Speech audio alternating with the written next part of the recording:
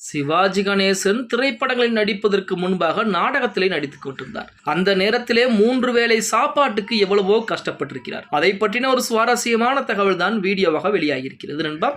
சிவாஜி கணேசன் நடிப்புக்கு பல்கலைக்கழகமாக விளங்கி கொண்டிருக்கிறார்.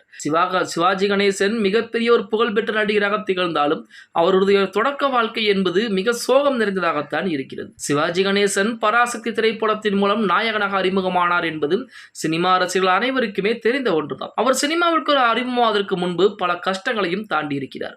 அதற்கு முன்பு அவர் நாடகத்துறையிலே நடித்துக் கொண்டிருக்கிறார்.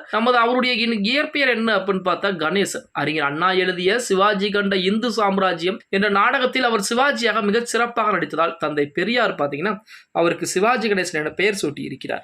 இவ்வாறு நாடகத்துறையில் மிக பிரபலமான நடிகராக சிவாஜி திகழ்ந்தாலும் அக்காலகட்டத்திலே பல கஷ்டங்களையும் தாங்கி இருக்கிறார். இது குறித்து சிவாஜி கணேசன் ஒரு கட்டுரையில் பதிவு செய்ததாவது, அதாவது சிவாஜி கணேசன் ஸ்ரீ பாலகணசபா என்ற நாடக சபையில் தான் நடிகராக இருந்திருந்தார். அவர் நாடக சபையில் இருந்தபோது காலை 7 மணிக்கு எழுப்பி விட்டு விடுவார்களாம்.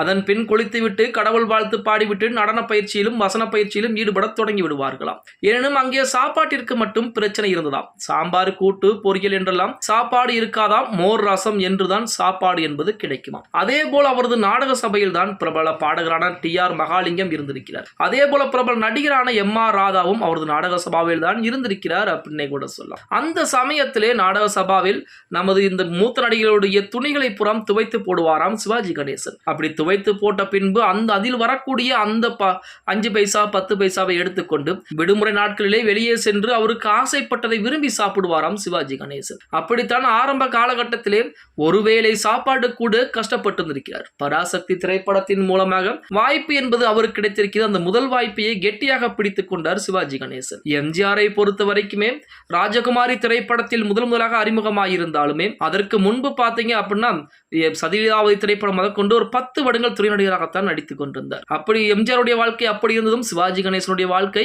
முதல் படத்திலே மிகப்பெரிய நடிகராக மாறிவிட்டார். ஓகே गाइस, வீடியோ பிடிச்சிருந்தா மறக்காம லைக் பண்ணி விட்டுருங்க.